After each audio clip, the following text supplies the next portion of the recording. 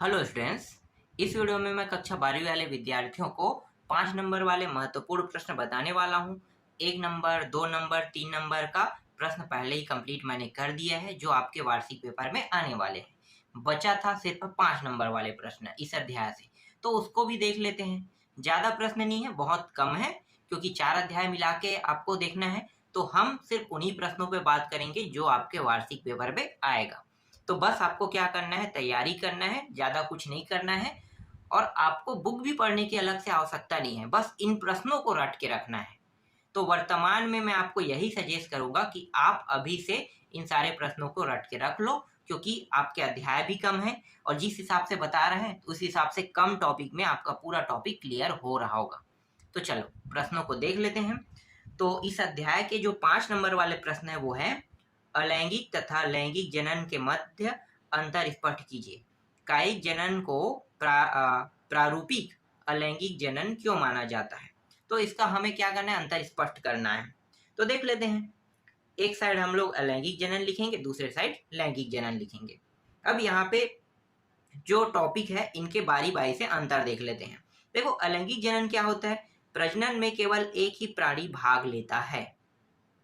लैंगिक जनन में क्या होता है, 2 प्राणी प्रजनन में भाग लेता है। एक प्राणी का मतलब मैं आपको समझा दूंगा, ठीक है। दूसरा प्राणी का मतलब भी मैं आपको समझा देता हूँ। लैंगिक अलैंगिक में क्या होता है, लैंगिक में सिर्फ एक ही प्राणी होता है, ठीक है, जैसे मधुमक्खी। लेकिन लैंगिक में क्या होता है, स्त्री पुरुष दोनों होता है, तभी क्या होगा, बच्चा होगा, ठीक है। स्त्री और पुरुष के माध्यम से ही होगा ना, कैसे होगा आगे बताएगा। देखो, दूसरा में क्या क्या है, प्रजनन इकाई है, इसमें कलिका है, ठीक है। कलिका जैसे कि आपका जो आलू है, अदरक है, वो कलिका वाला है ना। तो कलिका है, शरीर है, खंड है, ये सब क्या होंगे, प्रजनन इकाई होंगे, किसमें, अलैंगिक में। जबकि लैंगिक में क्या होगा, प्रजनन इकाई जो है वो युग्मक होगा। युग्मक मतलब क्या होता है, शुक्राणु और अंडाणु होता है, ठीक है। शुक्राणु और अंडाणु, शुक्राणु किसमें पाया जाता है और अंडाणु किसमें पाया जाता है, ठीक। चलो आगे देखते हैं, और इसके बारे में जिक्र भी किया है, ठीक है। तीसरा देखो, युग्मकों का निर्माण नहीं होता है, किसमें नहीं होता है, अलैंगिक जनन में। कहाँ से होगा भाई, वो तो अकेले ही बच्चा पैदा कर सकता है ना। लेकिन लैंगिक जनन में क्या होता है, युग्मक जो है शुक्राणु अंडाणु दोनों ही बनते हैं। मतलब एक स्त्री के पास होता है, एक पुरुष के पास होता है। जब दोनों बनते हैं तभी क्या होता है, बच्चा जन्म लेता है। युग्मक संलयन नहीं होता है, युग्मक संलयन इसमें होता है, किसमें, लैंगिक में। अलैंगिक जनन में क्या होगा, प्रजनन जो है वो समसूत्री विभाजन द्वारा होता है, चाहे वह शरीर में हो या कोशिकाओं में हो। जबकि लैंगिक जनन में क्या होता है, अर्धसूत्री विभाजन भी होता है और समसूत्री विभाजन भी होता है। दोनों प्रकार के विभाजनों में ये हो सकता है लैंगिक में। जबकि अलैंगिक के बारे में देख लेते हैं। अलैंगिक जनन में संतान आनुवांशिक रूप में जनन के समान ही होता है, जनक के समान ही होता है, ठीक है। मतलब जैसा उसका माता दिखाई देगा वैसा ही वो बच्चा भी दिखाई देगा। जबकि लैंगिक जनन में ऐसा नहीं होता है। क्या होता है, संतान जो आनुवांशिक रूप से जनक से भिन्न होता है, ठीक है। जैसे आप खुद देख सकते हो, आप अपने माता पिता से अलग दिखाई देते हो, तो यही है प्रक्रिया। सातवां है इसी में, क्योंकि इनमें आनुवांशिक भिन्नताएं नहीं होती है इसलिए विकास में कम सहायक होते हैं। जबकि लैंगिक में क्या होता है, इस विधि में आनुवांशिक भिन्नताएं होती है इसलिए विकास में सहायक होती है। आठवां है, यह अकशेरुकियों तथा कशेरुकियों दोनों में ही होता है। जबकि इसमें क्या होता है, यह लगभग सभी प्राणियों में होता है, प्रोटोजोआ से स्तनियों तक, ठीक। तो ये आपको समझ में आ गया होगा, ठीक है। ये 5 नंबर के प्रश्न है। चलो इसके बाद थोड़ा सा और देख लेते हैं इसी में, नहीं अगला टॉपिक देखते हैं, ठीक है। चलो आगे देखो। इसके बाद देखो, इसमें और कुछ बोला है क्या, ज्यादा कुछ तो नहीं बोला है। क्यों, हाँ, क्यों माना जाता है कह रहा ना, तो इसका थोड़ा सा और टॉपिक है, वो भी देख लेते हैं। चलो, कायिक जनन पौधे में एक प्रकार का अलैंगिक जनन है जिसमें एक मुकुल निकल आता है जो बढ़कर नया पौधा बन जाता है। इस प्रकार के जनक में पौधों के पीछे के शरीर का कोई भाग जैसे कि पत्ती, स्तंभ अथवा जड़ एक संपूर्ण पौधा बना देता है। स्वाभाविक बात है, जैसे कि आलू के फल को जानते हो, उसको काट दो ना कई हिस्सों में, तो उसमें अगर जो छोटे छोटे छिद्र दिखाई देते हैं उसी से क्या होता है, एक नया पौधे का निर्माण हो। काट काट के लगाते हैं, इसलिए आलू के पौधे को आलू के मतलब आलू को काट के लगाते हैं तो आलू का पौधा बहुत सारे बन जाते हैं ना, छोटे छोटे, एक पीस को काटोगे बहुत सारा पेड़ बनेगा। चलो आगे देखो, इसके बाद है काइक के बारे में बताया गया। चलो काइक का भी प्रश्न देख लेते हैं। ठीक है, अभी हमने लैंगिक में पढ़ा है ना काइक, तो यहाँ भी काइक का जिक्र हुआ है। काइक क्या होता है? प्रवर्धन से आप क्या समझते हैं? कोई दो उपयुक्त उदाहरण दीजिए कह रहे हैं। तो चलो इसको देख लेते हैं, काइक पहले क्या होता है देखते हैं। तो पौधे में काइक संकरण एक प्रकार का अलैंगिक जनन है। मैंने पहले ही बताया था अलैंगिक जनन के बारे में। ठीक है, तो काइक क्या है? एक अलैंगिक जनन है जिसमें एक मुकुल निकल आता है जो बढ़कर नया पौधा बन जाता है।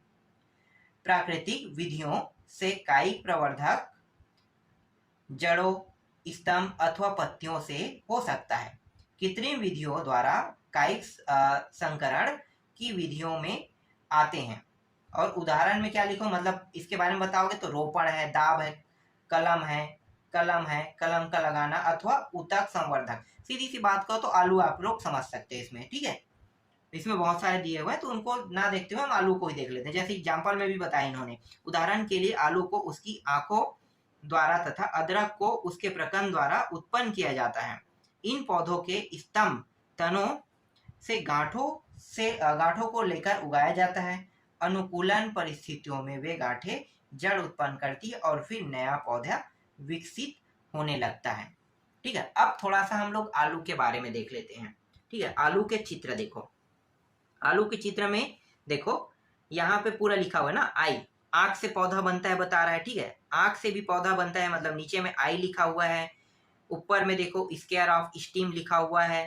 ठीक है, उसके वो हिस्सा है, फिर स्केयर ऑफ स्केल लिप लिखा हुआ है। ठीक है, और एक हिस्सा क्या है, जर्मिनेटिंग आई वुड लिखा हुआ है। तो ये हिस्से हैं, इनको इसी तरह से नाम के साथ आपको क्या करना है, लिखना है जब प्रश्न आएगा एग्जाम में तब। ठीक है, एक देख लेते हैं अदरक के बारे में देख लेते हैं। तो अदरक का भी देख लो, यहाँ पे स्केल ऑफ लिख दिया है, बोर्ड दिया है, फिर इंटर नोट दिया हुआ है, रूट्स दिया है, नोट दिया हुआ है। तो इस तरह से आपको क्या करना है, इसी तरह से नाम को दर्शाना है, जिस जिस जगह में दर्शाया गया उसी जगह पे। ठीक है, अगला प्रश्न देखते हैं। ये अंतिम प्रश्न है, तीसरा प्रश्न। तीसरा प्रश्न में देखो, यहाँ पे किशोर चरण है, प्रजनक चरण है, जीर्णता चरण या जीर्णावस्था दिया हुआ है। ठीक है, इनके बारे में देख लेते हैं क्या कहना चाहता है ये सभी के सभी। तो पहले हम किशोर चरण देखें। किशोर मतलब क्या होता है, छोटा होता है ना, छोटे से बड़े, फिर बड़े से और बड़ा हो जाते हैं, फिर अंत में बुजुर्ग होके मर जाते हैं। ठीक है, तो ऐसा ही कुछ प्रक्रिया चलता है। ठीक है, चलो देखो किशोर चरण क्या होता है। जब किसी बीज का अंकुरण होता है तो उसमें नवजात पौधे का निर्माण होता है और यह नवजात पौधे धीरे धीरे विकसित होते हुए व वृद्धि करते हुए अनेक विभिन्न कायिक भागों को बनाता है। ये सभी किशोर अवस्था के चरण होते हैं। किशोर या कायिक प्रावस्था के अंत होने पर जनन प्रावस्था प्रारंभ होता है। पौधों में इसे पुष्प का निर्माण होने से समझा जा सकता है। समझ में आया? ये स्वाभाविक बात है, जब अगर पुष्प आ रहा है तो जवान हो गया है। आगे देखो, प्रजनक चरण। पौधे में पुष्प लगने पर यह ज्ञात होता है कि अब प्रजनक चरण प्रारंभ हो गया है। कुछ पौधे में एक विशेष ऋतु में पुष्प आते हैं तो अन्य में वर्ष पर्यंत पुष्प लगते रहते हैं।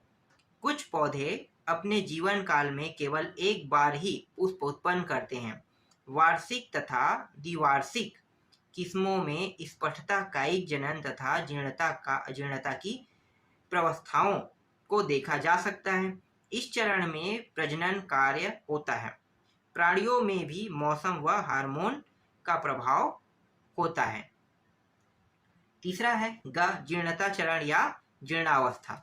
जैसे जैसे किसी जीव की आयु बढ़ती है वह वृद्धावस्था की ओर बढ़ता है। वृद्धावस्था के साथ साथ प्रजनन क्षमता समाप्त हो जाती है, उपापचय क्रियांद मंद हो जाती है। इसे जीर्णता चरण या जीर्णावस्था कहते हैं। तो इस तरह से आपके अध्याय 1 में जितने भी वार्षिक पेपर में आने वाले प्रश्न थे वो सारे के सारे मैंने कंप्लीट करा दिया। इसके अलावा आपको और ज़्यादा पढ़ने की आवश्यकता नहीं है, बस आपको थोड़ा सा पढ़ना है और इसको तैयार कर लेना है।